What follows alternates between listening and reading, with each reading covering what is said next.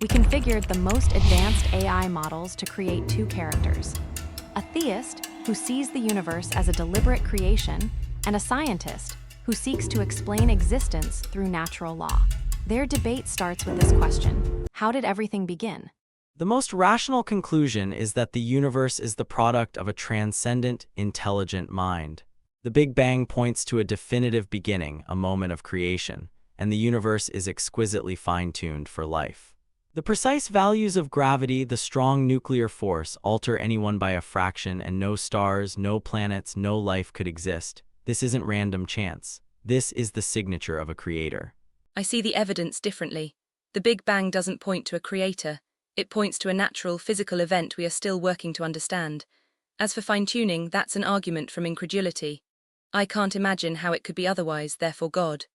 But what if our universe is just one of a vast multiverse, each with different constants? In that cosmic landscape, it's no surprise we find ourselves in a universe that can support us. It's selection bias, not design. The multiverse is an untestable metaphysical speculation you invoke to avoid the obvious conclusion. You're replacing one unproven transcendent reality, God, with another, an infinite ensemble of universes. Occam's razor suggests the simpler explanation. A single, fine-tuned universe points to a single tuner. You have faith in an unseeable multiverse. I have faith in an unseen God. The difference is, my view accounts for why there is something rather than nothing. Why is there something rather than nothing? May not even be a scientific question. And nothing is a philosophical concept. Quantum field theory shows us that a true vacuum is unstable, particles pop in and out of existence. The universe could be a natural fluctuation from a quantum vacuum. We don't need a supernatural cause. We need better physics. You speak of a quantum vacuum, but that is not nothing. It's a state of potentiality governed by mathematical laws. Where do those laws come from? Why is there a quantum vacuum that can produce a universe? You keep pushing the question back one step, but you never answer it. The chain of physical causes must ultimately terminate in a first, uncaused cause, what we call God. And who created God? If you can posit an eternal, uncaused being, why is it more logical to posit an eternal, uncaused universe or quantum field? You're just adding an unnecessary layer of complexity. Science admits we don't know yet. Religion claims to have the answer, which stops the inquiry. The history of science is religion retreating from God did it, as we find natural explanations for lightning, disease, and the orbits of planets. The origin of the universe is the final frontier in that retreat.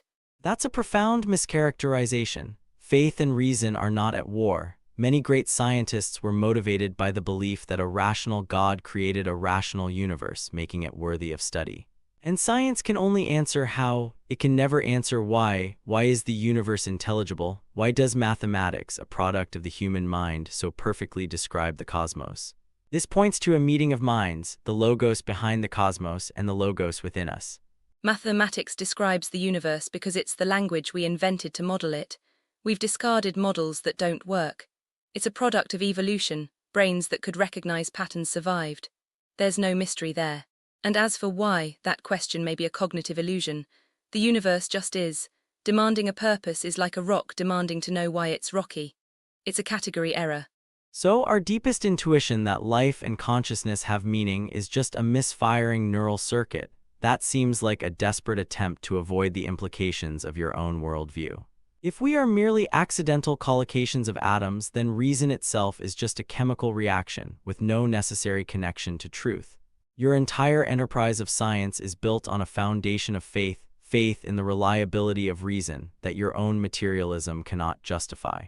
My foundation is evidence and testability, not faith. A theory stands or falls on its predictive power, not on whether it makes us feel meaningful. And yes, reason is a product of evolution, and it's reliable because organisms that correctly modeled their environment were more likely to survive. It's practical, not mystical. I find meaning in the awe of discovery itself, in the struggle to understand, not in submitting to an ancient dogma. And I find meaning in the love, beauty, and moral convictions that point beyond a cold, mechanical universe. You can describe the neural correlates of love, but you can never capture its subjective reality or its ultimate value in a world of pure particles. Science maps the territory, but it cannot explain the mapmaker, consciousness itself. That, too, is a signpost to a reality beyond the merely physical. Consciousness is the hard problem, I grant you, But I don't know how it works is not proof of therefore God. It's a challenge to do more science. We may crack it one day. Throwing up our hands and saying, God did it, has never, in the entire history of human knowledge, actually advanced our understanding. It just ends the conversation. Or perhaps it's the only thing that starts the real conversation.